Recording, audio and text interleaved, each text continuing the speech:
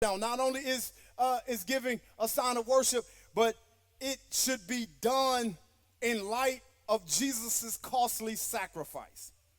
Your giving should be done in light of the sacrifice. It's unfortunate that the reason why we have shame and comparison go hand in hand. I'm only ashamed when I compare myself to. I get ashamed of myself when I compare myself to.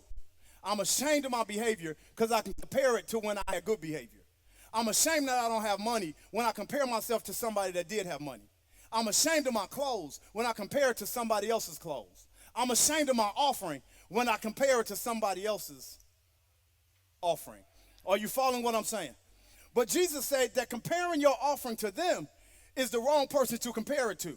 You should be comparing it to me, not comparing it to them. And in light of it being compared to me, everybody's offering ain't big enough. Am I talking to anybody in here? He says, 2 Corinthians 8:9, Paul says, for you know the grace of our Lord Jesus Christ, that though he was rich, yet for your sake he became poor. He said, when you start thinking about giving, I want you to think about who really rich that sacrificed something for this giving thing. He said, just because you gave your little bit and it's going to cost you your Big Mac and you can't supersize it after church, you're going to have to get the regular size instead of the super size. God said, that ain't no sacrifice. Because you're going to have to wait till next month to get your 70-inch TV screen. God said, that's not a sacrifice. God said, I'm going to help you understand what sacrifice is. I lived in a space where there was no time. He said, if you want to know what sacrifice is, I lived in a space where anything that could exist, I had to be inside of it in order for it to exist. If it breathed, I was in what was breathing. I was in the molecules that created the skin. I was in the molecules that created the lung structure. I was in the molecules that created the brain. Not only did I create the brain, I became the blood that got pushed through the brain. And not only did I become the blood that pushed through the brain, I am the brain that created the idea of the chair. And when you got ready to sit in the chair, the fabric of the chair could not hold itself together unless I was in the molecules that would create the fabric that you was going to sit to make that chair comfortable. If you want to talk about who sacrificed something, I had no time, no space, and now I got calendar days and calendar years. I never had pain, and now my back hurts because I've got to be the carpenter to build houses for people. I came from a place where I did not work for anybody, and now I work for you, and you got the nerve to say that I didn't fix the table the way you want the table. Y'all are not talking back to me. And you got the nerve to talk about die? I don't even know what dying is. And I gave all of that up so that I could come down and sacrifice myself that you might have an opportunity, watch this, to make a decision about me. That you might have the power to exercise your power, and it might not even be in my favor. I wish I had some help in here. I wish I had some help in here.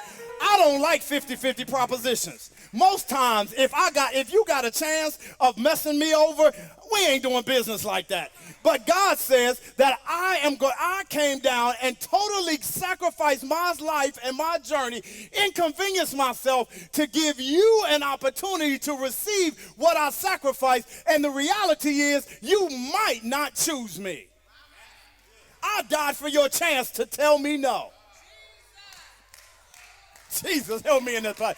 I died for your opportunity to reject me. I died so that you could be free enough to say, I don't even want to listen to him. Watch this. And after years of you rejecting me, I died for the fact that if one day you came to yourself, I would still forgive you and bless you for all the years that you walked away from me. He said, don't talk to me about sacrifice. I wish I had some help in here. I wish I had some help in here. I want you to tell your neighbor real quick, Jesus sacrificed it all. Hold on. He said he sacrificed. He said, God said, don't come to me talking about I ain't got it. He said, don't come here talking about, but God, you don't know my heart and my circumstance. God said, I do know your heart, and I also know what I put in your pocket, and I know that if you didn't have red bottoms,